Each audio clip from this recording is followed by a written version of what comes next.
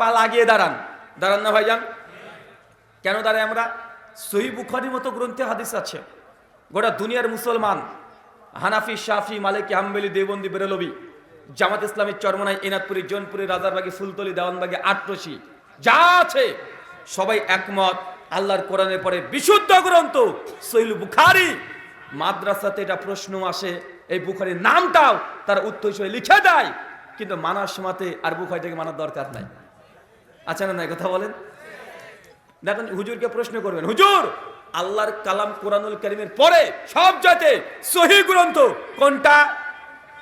ওই বুখারী লিখবে খাতা কলমে, নাম্বারও পায় 5 পেয়ে 500 হয়, ও টাইটেল ডিগ্রি পাচ্ছে এটা লিখেই।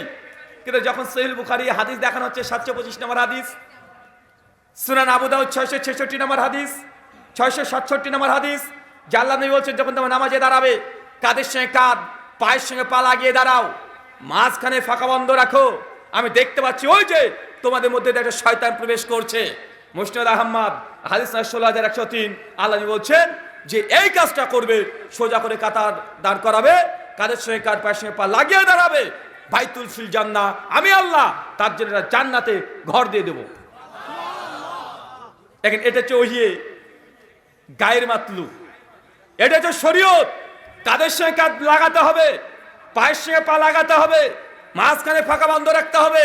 কিন্তু আমাদের সমাজে যেহেতু আমলটা নেই, যেহেতু তারা একটা নির্দিষ্ট গণ্ডির মধ্যে আবদ্ধ আছে, একটা কুয়ার মধ্যে থেকে শুধুমাত্র পানি খায়, একটা দোকান থেকে শুধু ঔষধ কিনতে চায়, দুনিয়াতে আর কি কি আছে দেখতে চায় না।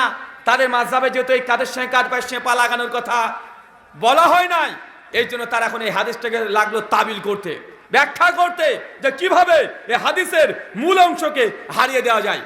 মাওলানা আশরাফ আলী থানভী, নাম না নিলেও নয়, জাস্টিস তাকি উসমানী দারসে তিরমিজি মধ্যে হাদিসটাকে নিয়ে এসেছেন, এনে বলছেন এই হাদিসের মূল উদ্দেশ্য এটা নয় যে কাঁধের সঙ্গে কাঁধ লাগানো, বরং এটার উদ্দেশ্য শুধু লাইনটাকে সোজা করলেই হবে। কথা বুঝতে পারলেন না?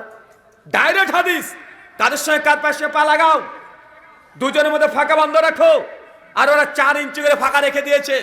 তারা বলছে যে এর উদ্দেশ্য এটা নয় যে কাতারটাকে সোজা করা, এটা উদ্দেশ্য, কাঁধের সঙ্গে কাঁধ, পায়ের সঙ্গে পা লাগানোর উদ্দেশ্য নয়। কেন? এবার যুক্তি দেখাচ্ছে।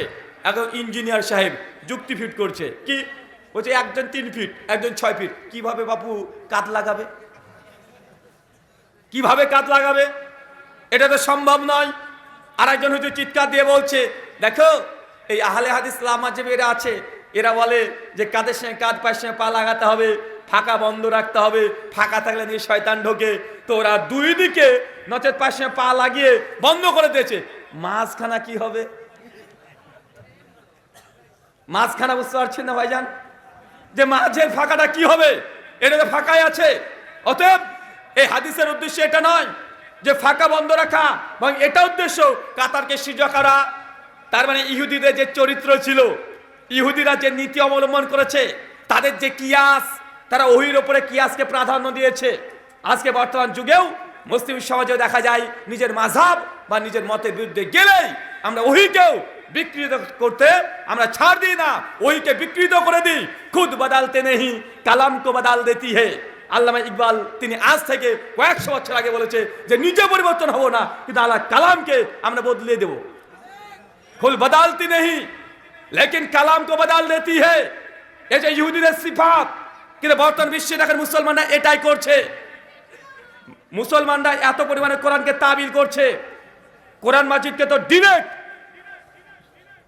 এটাকে বাতিল করতে পারে না।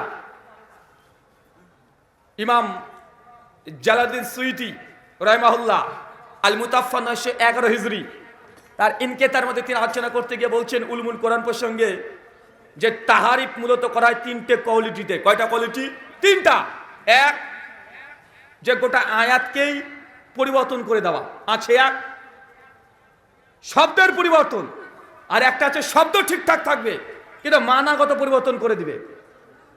এই মানে করতে গিয়ে নিজেদের ব্যাখ্যা প্রবেশ করে দেবে।